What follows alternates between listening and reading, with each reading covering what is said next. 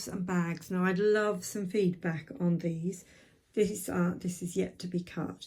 This pink leather is really quite tricky. It's a different thickness and it's really tricky to cut. This is the first pair of gloves that I cut that have been in Ashton Place in the sewing room. And then these are the ones I've cut later, and I put more definition in the fingers. If you were to buy gloves, you see the thumbs are always tucked away, be that side, wouldn't it? They're tucked away underneath, that's how they'd sit. So you wouldn't actually see the thumbs in a new pair of gloves. Depending how tidy you keep your gloves, it would be the same there.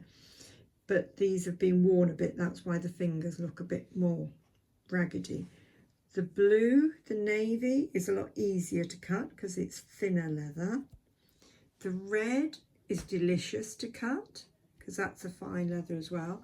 This is the very, very fine burgundy sort of colour leather that I've got. Then I cut some more that were brown, and again this is a trickier one to cut. And scrumptious purple. Oh, look at that. So what I'm thinking is I've sort of, you know, I have to say there are a few that have made it into the scraps bag of leather that just really went horribly wrong.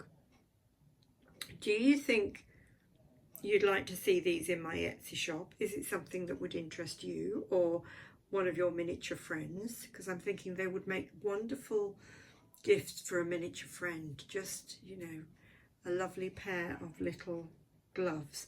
I've looked online, and the gloves that you can buy, see that's my paper pattern, the gloves that you can buy are just sort of paper and not really very interesting.